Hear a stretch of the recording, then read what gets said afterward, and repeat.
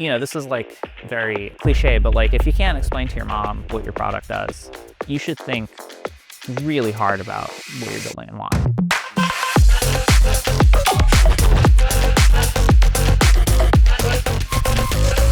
Welcome to GenAI Talks. First, thanks for having me. My name is Ben Lerner. I am one of the founders and the CEO of Espresso AI. We use AI to optimize code and compute. In practical terms today, we are helping people save money on Snowflake and on Databricks SQL. We take about 10-20 minutes to set up. We save customers anywhere from 20 to 80% instantly. And that's not purely meant to be a sales pitch. It's also, I think, an example of what AI after the hype looks like. Really simple products that are easy to understand, easy to use, and have a very clear value proposition for customers. How people are building products today, it's more so security second, and then even more, maybe fifth or sixth is efficiency. Really, it's about, can I deliver my solution? And so if that takes $1 billion worth of compute, oh well, as long as I get the job done. So can you speak a little bit about like, what is it like coming into these companies? What are some of those mistakes that are made that really put them in that position? I think that they're not mistakes necessarily. I think that when something is small and you're trying to get something off the ground, it's correct not to worry too much about costs. I think where people run into challenges with things like data warehousing in particular is costs really scale non-linearly. So you're going to see if your product is growing, hopefully exponentially, right? Hopefully 10, 20% a quarter. Your cost might be growing more like 20, 30% a quarter. And so it's really easy to go from a position of, hey, we're spending $20,000 a year on this and we don't need to worry about it compared to all our other costs, to, oh, wow, we're spending $2 million a year on this and we don't know what to do. We can't shut it off. The product will stop working. We can't stop growing the business. So now we really need to find a solution to help us get this in line and at least pare down cost growth to be, lower than revenue growth. I see a lot of startups, and I think you're totally right. I think people are building a lot of things that look like chatbots. I grew up reading a lot of sci-fi, and there's no sci-fi book where they're like, oh man, we made the AI. Look, you can talk to it, and it'll, tell you what the weather is, or how to fix your plumbing. Not that that's not useful. I use it for that all the time, but it's a very narrow view on what AI can do. And I think that people sort of ran away with how cool ChatGPT is and all these other products are, and they're trying to build a bunch of stuff on top of it. Usually you don't get a contract. Sometimes you get a contract and someone churns. But if this is like very cliche, but like if you can't explain to your mom what your product does, you should think really hard about what you're building and why. Yeah. Also, if you built a ChatGPT wrapper, you may have a problem when GPT-5 comes out.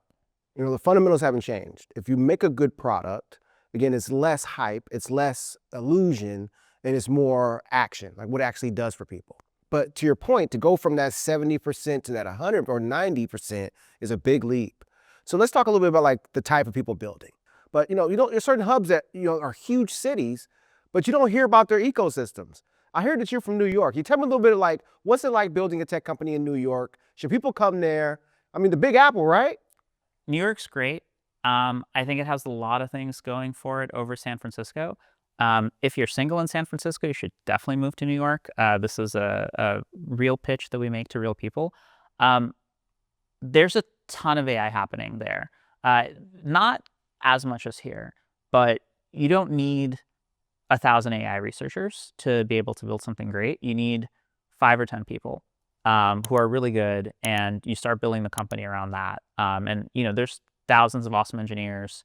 There's a ton of VC capital there. And like we started the business there because I'm from New York. I know a bunch of people in New York.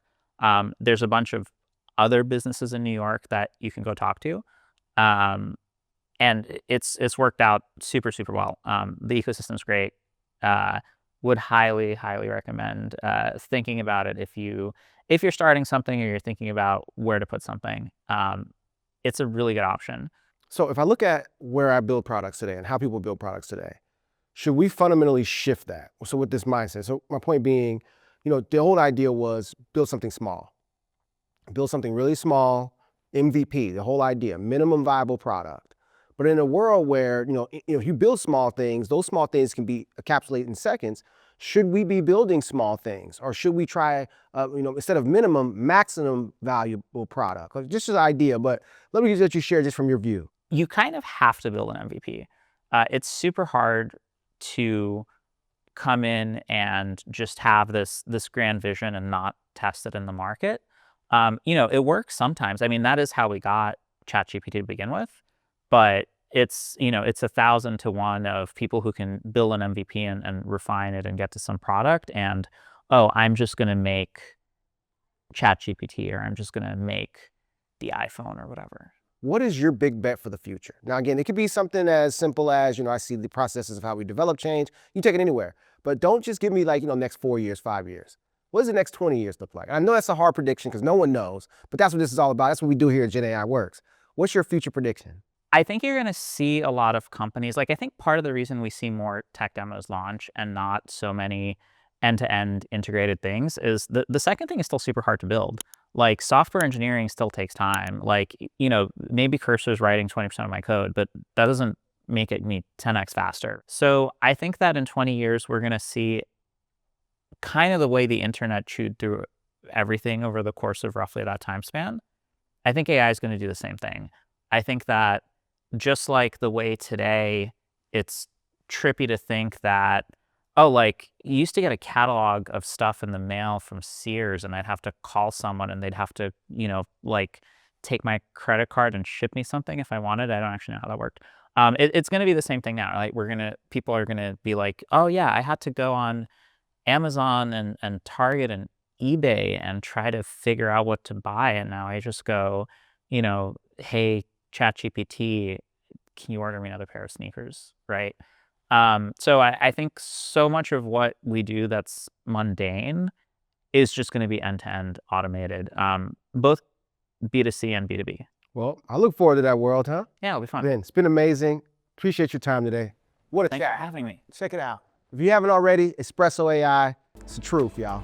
Big ideas, real tools, bold moves. That's what Gen AI Talks is all about. Don't miss what's next. Subscribe and explore more in our Gen AI community.